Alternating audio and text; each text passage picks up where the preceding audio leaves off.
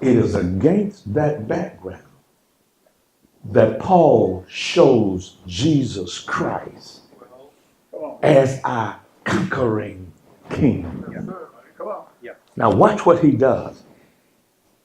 He goes down into the very heart of hell itself, the Hadean world, and takes back from the devil the keys of death, grave, and hell. That's right.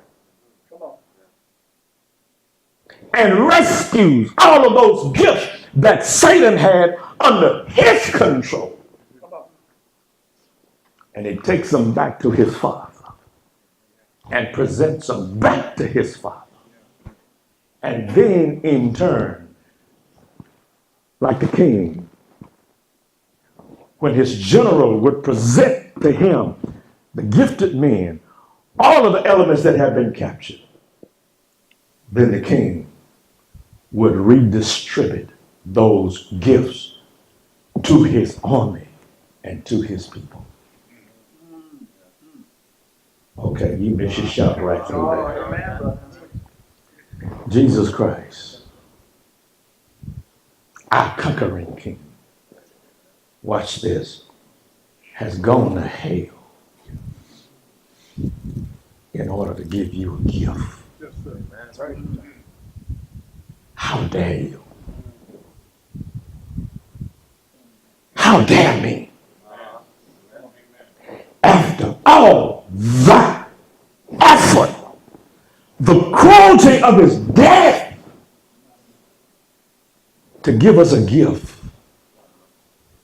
and then for you and I to tell him, I don't have time. I'm too tired. My priorities are not yours. I remember, since I was there when our two boys were born. I was around when they were born. Wasn't in the room. In those days they would not let me go in the room. But I could hear the screams and the wails of my wife. And I heard that for more than 36 hours. That's how long she was in labor. Guys, that's why they call it labor. It's work. And I heard her moans and I heard her screams. And I heard her calling on God. And I would go into the room and try to help her out before she went into the living room, and she said, "Don't you touch me."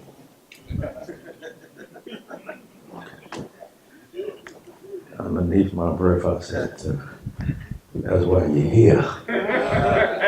Okay, we got young ears up in this house.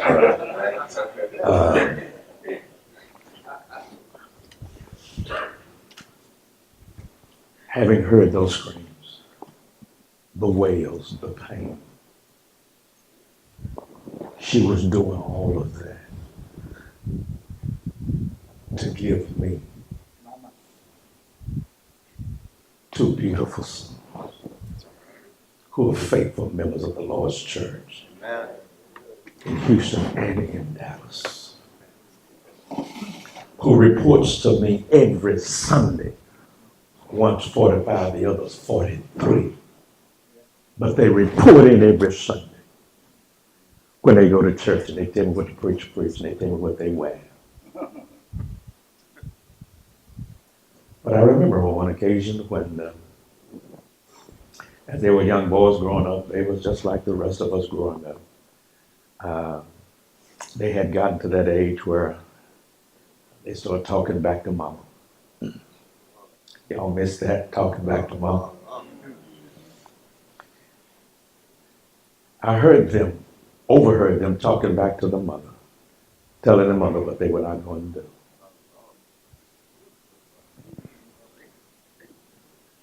I walked in the room and I looked at him. I said, Reggie, Chris, you were there when you were being born, but you didn't know anything about it.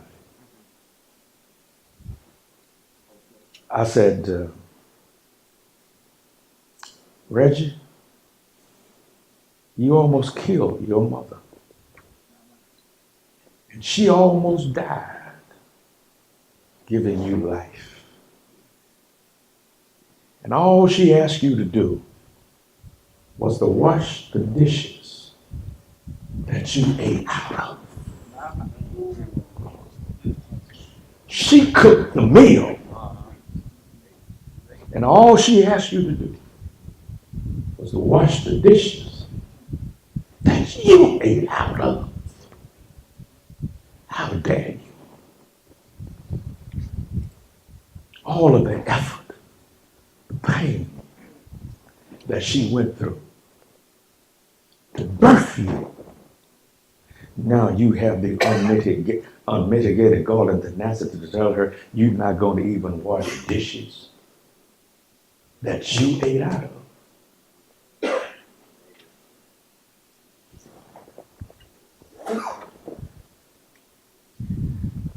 How dare you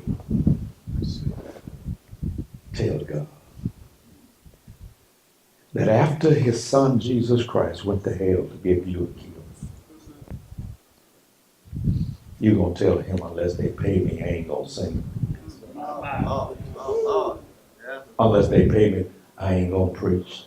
I was telling Donald that day, I reserve 2 weeks in my schedule every year just to go places to preach.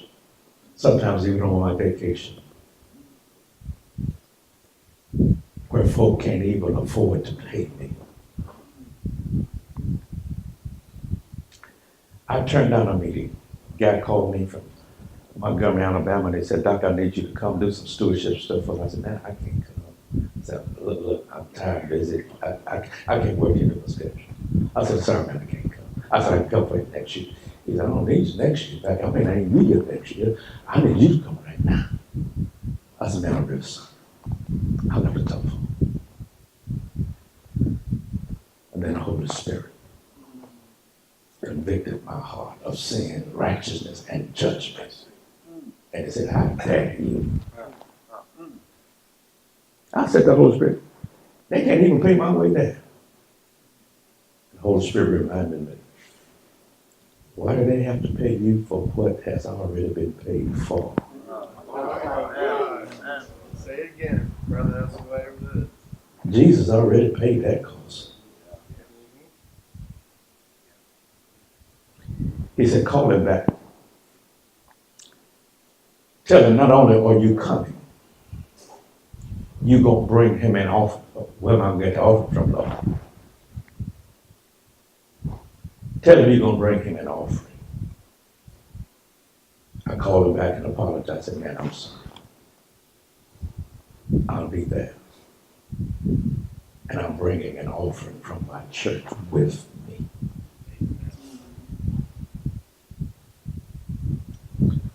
I go places I don't feel like going. But I go because of what God has already done for me.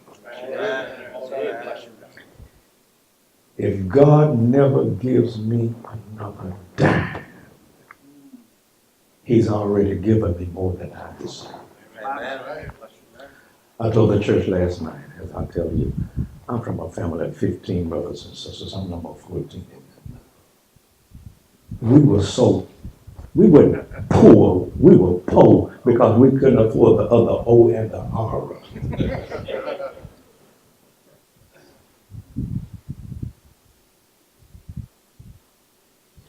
And when I saw my living conditions over there, I was reminded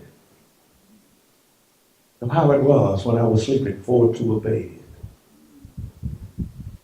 I was sleeping at somebody else's feet.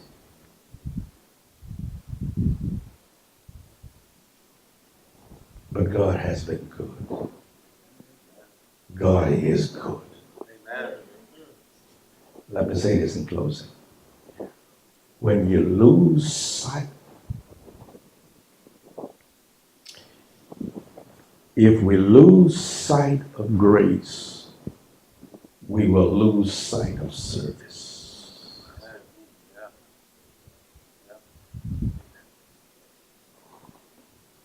If we'll just remember what God has done for us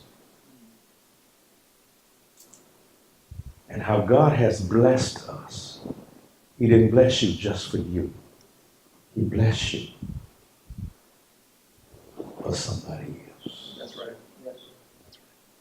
And He wants you to take your unique gift and use that gift to serve somebody else. Because when we lose sight of grace, we'll lose sight of service. You'll think that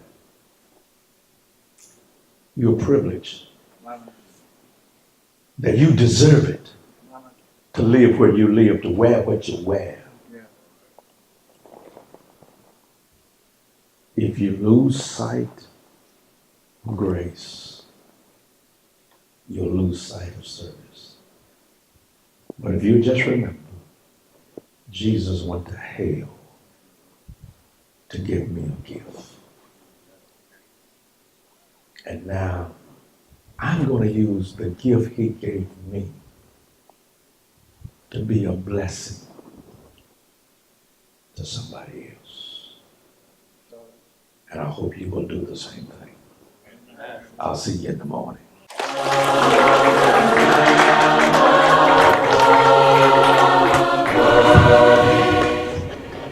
All right, brothers, if you can assist us.